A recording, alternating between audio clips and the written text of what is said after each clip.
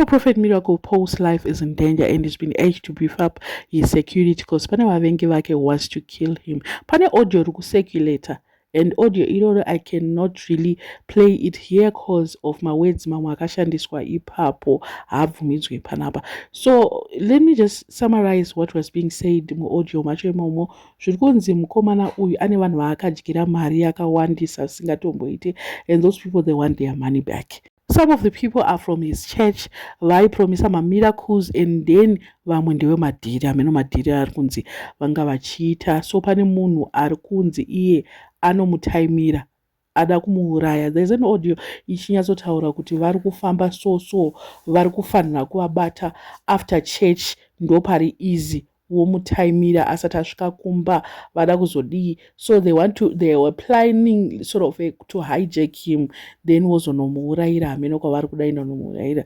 ndozviripo. And muwacho ari kutaura from that audio, someone was also saying kuti ane musikana waakatorera mumwe munhu mukuru, munhu waakatorera musikana. So zvinhu zvese izvozvo zvanzi zviri kurongwa nevanhu vaakatadzira. There's a group of people who are actually planning to take him down. Zvinhu zvacho soka hamenoti iye haasi kuratidzwa here mumweya zviri kurongwa nevanhu izvi, handizivi hangu because iye anogara achitaura kuti handide security handide chii, but on this one hanzi achenjerere because hazvina kutombomira zvakanaka. Aiwa kungoti iri ndoti mukarinoudza vanhu kuti pfekai mabhengo nekuti isai anointing oil, I'm sure iye akazora anointing oil nekupfeka bhenguro racho iroro richashanda pakadai so, because security yei una prophet.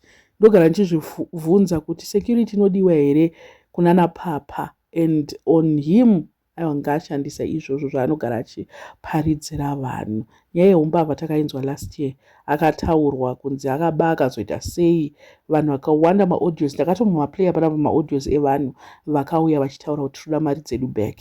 And nyaya yekuti chihure handisiyi hangu, I've never heard kuti akazombodai akazodai, but zviri kutori zvinyowani kwandiri, and I cannot say zviri verified also, but munongoziva kana pakungobuda nyaya vanhu vanenge vakutaurawo zvimwe vakuwedzeredza. Nyaya yeumbavha aiwa takaiwa zvedu, but yechihure aiwa ndikutoinzwa ipapa kuti hanzi mukomana hameno futi bhebhi revakuru raakaita play around with. Zvinhu zvacho soka zvinofambirana chihure neumbavha, aiwa zvinhu izvo zvinofambirana zvisingatomboite.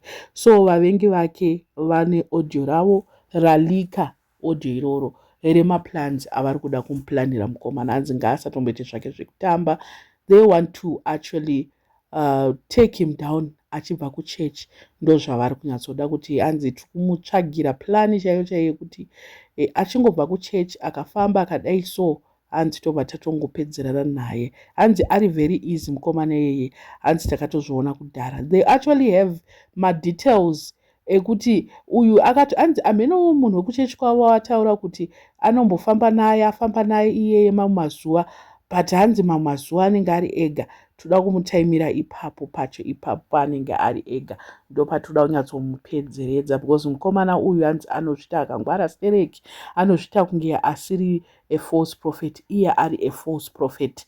Hanzi ajaira stereki kuda kudyira vanhu mari nenyaya yekuda kungoite muprofeti iye asiri muprofeti.